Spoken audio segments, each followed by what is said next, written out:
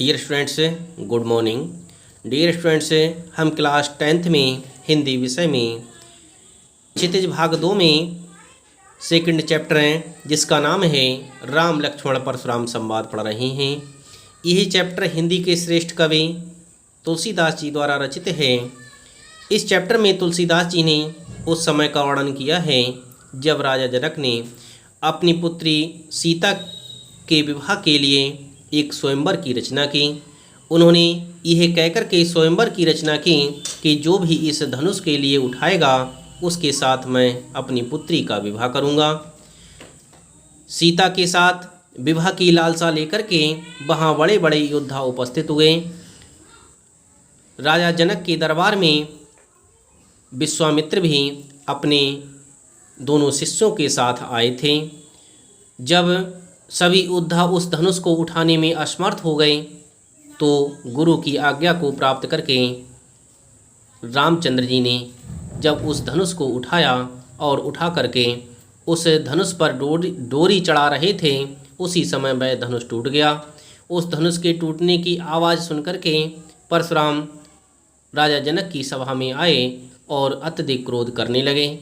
उनके क्रोध का जवाब लक्ष्मण हंस करके दे रहे थे, परंतु परशुराम का क्रोध निरंतर बढ़ता हुआ चला जा रहा था।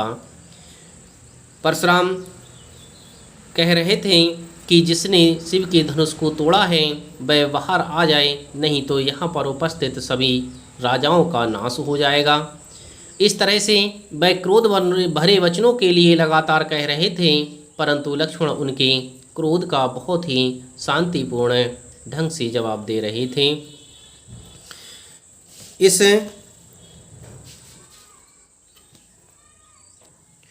परशुराम जी के द्वारा कहे जाने पर कि इस धनुष को तोड़ने वाला अब मेरा सबसे बड़ा शत्रु है, तो लक्ष्मण जी ने मुस्कुरा करके कहा कि ऐसे धनुष तो हमने बचपन में बहुत सारे तोड़े थे, परंतु आपने इस तरह का क्रोध कभी नहीं किया।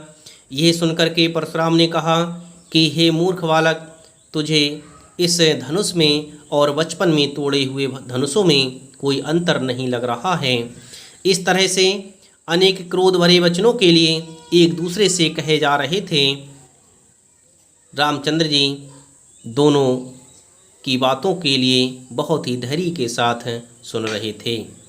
मैंने आपको एक पद इस तरह से पढ़ा दिया था, अब मैं आपको दूसरा पद पढ़ाऊंगा जिसे आप ध्यान से सुनें।